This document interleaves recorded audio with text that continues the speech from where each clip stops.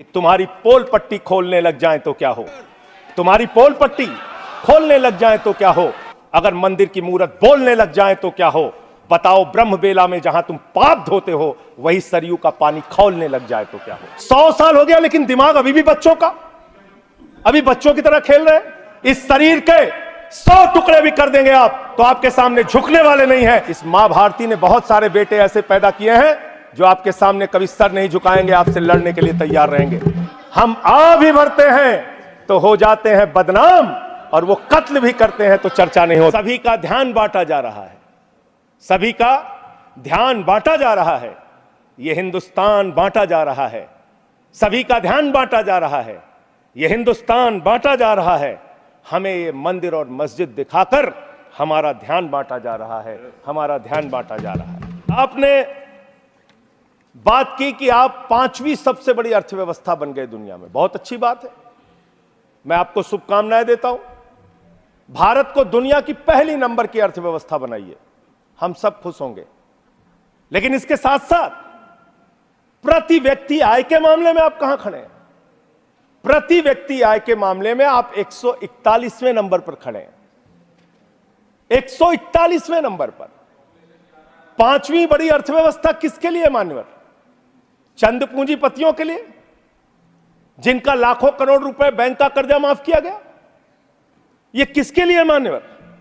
20,000 करोड़ रुपए लेके नीरव मोदी भाग गया, 10,000 करोड़ रुपए लेके विजय माल्या भाग गया, 3,000 करोड़ लेके ललित मोदी भाग गया।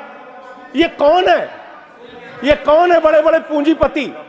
3,53,000 करोड़ रुपए बैंक सेटलमेंट के, 3,53,655 करोड़ रुपए बैंक सेटलमेंट के नाम पे 43 कंपनियों का माफ किया गया, 43 कंपनियों का। इसका रिकॉर्ड आपके सामने मैं रख दूंगा। मान्यवर, संपत्ति आप कहां पहुंचा रहे हैं, किसको पहुंचा रहे हैं, किस लिए आप काम कर रहे हैं, किसके लिए काम कर रहे हैं, यह पूरे देश को जानना चाहिए। जब व्यक्ति अहंकार में होता है तो उसको कुछ दिखाई नहीं पड़ता। मान्यवर, रावण भी अहंकार में था, उसने लगा प्रभु श्री राम वनों में रहने वाले, जंगलों में रहने वाले, वो मेरा क्या बिगाड़ पाएंगे। लेकिन भालुओं की, बानरों की सेना बनाकर लंका को आग लगाने का काम प्रभु श्री राम ने किया, रावण का नाश करने का काम प्रभु श्री राम ने किया। उस अहंकार का भी नाश होगा। आप लोग सबको गालियां देने लगते हैं। लोकतंत्र में अच्छी चीज नहीं मान्यवर। कभी मुसलमानों को गाली दो, कभी सिखों को गाली दो, कभी ईसाइयों को गाली दो, कभी जाटों को गाली दो, कभी मराठों को गाली दो। कि तुम्हारी पोल पट्टी खोलने लग जाए तो क्या हो, तुम्हारी पोल पट्टी खोलने लग जाए तो क्या हो, अगर मंदिर की मूरत बोलने लग जाए तो क्या हो, बताओ ब्रह्म बेला में जहां तुम पाप धोते हो वही सरयू का पानी खौलने लग जाए तो क्या हो। जैसे ही संजय सिंह ने पीएम मोदी की पोल खोली, पीएम मोदी की मुंह पर तो मानो चुप्पी छा गई। तो दोस्तों, अगर मेरे चैनल पे नए हैं तो मेरे चैनल को सब्सक्राइब अवश्य कर लीजिएगा और वीडियो को लास्ट तक जरूर देखिएगा कि संजय सिंह ने किस तरह से बीजेपी की पोल खोली। आज सरयू का पानी उबाल मार रहा है। अयोध्या में जो हालात हैं वो आपको देखना चाहिए। और आप 1925 की संस्थाएं, 100 साल हो गया, 100 साल पुरानी संस्थाएं, वहां से निकले हैं आप लोग। 100 साल हो गया लेकिन दिमाग अभी भी बच्चों का, अभी बच्चों की तरह खेल रहे हैं।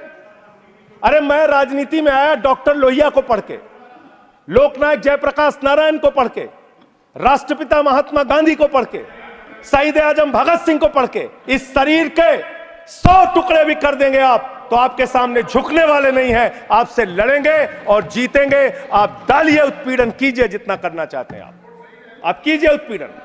6 महीने जेल में रखा आपने सोचा आपके सामने नतमस्तक हो जाएंगे। इस मां भारती ने बहुत सारे बेटे ऐसे पैदा किए हैं जो आपके सामने कभी सर नहीं झुकाएंगे, आपसे लड़ने के लिए तैयार रहेंगे। याद रखिएगा। एक ही बात कह के अपनी बात को खत्म करूंगा कि अभी सवेरा है। अगर आप सही रास्ते पे आ जाएंगे तो अच्छा है। अहंकार के रास्ते पे विनाश ही मिलेगा, आपको विकास नहीं मिलेगा, देश को आप आगे लेके नहीं जा पाएंगे। अहंकार छोड़ दीजिए, ये सबसे बड़ी बीमारी आप लोगों को लग गई है। सबका मजाक उड़ाना, सबको गालीबाजी करना, ये सब छोड़ दीजिए। इससे आपका कोई फायदा होने वाला नहीं है, इससे कोई फायदा नहीं होने वाला है। मान्यवर, अमृतकाल के अंदर ये सवाल तो आपसे बनता है, ये पूछना तो आपसे बनता है कि जब प्रभु श्री राम के मंदिर का शिलान्यास हुआ तो तत्कालीन राष्ट्रपति वहां पर क्यों नहीं थे? जब उस प्रभु श्री राम के मंदिर का उद्घाटन हुआ तो मौजूदा राष्ट्रपति वहां पर क्यों नहीं थी? विपक्ष को भी अपने साथ लेकर चलिए। इतना अगर आप टारगेट करके एक एक पार्टी को खत्म करने की कोशिश करेंगे तो जो दूसरों को खत्म करने की कोशिश करता है वो अपने आप ईश्वर उनको सही रास्ते पे पहुंचाने का काम करता है। और रावण का अहंकार नहीं चला मान्यवर, तो किसी और का अहंकार क्या चलेगा? और हिंदू धर्म कितना विराट धर्म है, कितना विशाल धर्म है। हिंदू धर्म तो वसुदेव कुटुंबकम की बात करता है, कहता है पूरा विश्व हमारा परिवार है। हिंदू धर्म कहता है मान्यवर, कोई भी पूजा हम लोग खत्म करते हैं, कहते हैं धर्म की जय हो, अधर्म का नाश हो, प्राणियों में सद्भावना हो, विश्व का कल्याण हो। लेकिन अफसोस है कि भारतीय जनता पार्टी की मानसिकता है प्राणियों में दुर्भावना हो, प्राणियों में बंटवारा हो, प्राणियों को आपस में बांटा जाए। इनके लिए बहुत अच्छी लाइन है, वो मैं कहना चाहता हूं। बहुत ही अच्छी लाइन आप लोगों के लिए लिख कर लाया था कि किस तरह से आप लोग मुद्दों से ध्यान हटाना चाहते हैं। हम आ भी भरते हैं तो हो जाते हैं बदनाम, और वो कत्ल भी करते हैं तो चर्चा नहीं होता। बहुत बहुत धन्यवाद। सदन भवन में जिस तरह से संजय सिंह बोल रहे थे और पीएम मोदी की पोल खोल रहे थे कि किस तरह से लोगों का ध्यान बांटा जाता है, किस तरह से मतलब कि मंदिर और मस्जिदों के नाम पर ध्यान बांटा जाता है, इसे देखकर आपको भी लगेगा कि हाँ, संसद भवन में जो हुआ, संजय सिंह ने पोल खोली, ये बहुत बड़ी बात होती है कि संजय सिंह जैसे लोग इतने बड़े दिल रखकर और संसद भवन में इस तरह से बोल रहे थे, इस तरह से पोल पट्टी खोल रहे थे।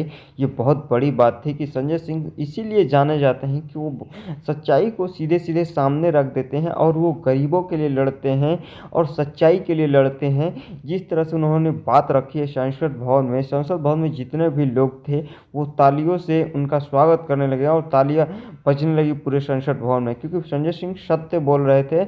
और वहीं पर पीएम मोदी खड़े खड़े सुनते रह गए। पीएम मोदी एक शब्द भी बोल नहीं पाए, क्योंकि जानते थे कि संजय सिंह वो व्यक्ति है जो ईमानदारी और लोगों के लिए लड़ता है, लोगों के हित के लिए बोलता है, इसलिए कोई उनके सामने बोलता भी नहीं है। क्योंकि संजय सिंह की ये सबसे बड़ी बात है कि वो जिस तरह से वो बातें करते हैं, जिस तरह से बोलते हैं, जिस तरह से वो संसद भवन में किसी बातों को रखते हैं, गरीबों के हक के लिए लड़ते हैं, गरीबों के लिए बोलते हैं, ये बहुत बड़ी बात है। और पीएम मोदी वहीं पर शांत होकर सुन रहे थे और पीएम मोदी ने पूरी बात सुनी भी, क्योंकि ये बहुत बड़ी बात होती है एक सांसद के लिए कि वो विजय की कोई जाके वहाँ पर सदन भवन में इतनी बड़ी भाषण दे और इतनी अच्छी बात रखे, ये बहुत बड़ी बात होती है। दोस्तों, इसी तरह से अगर मेरे चैनल पर नए हैं तो मेरे चैनल को सब्सक्राइब अवश्य कर लीजिएगा।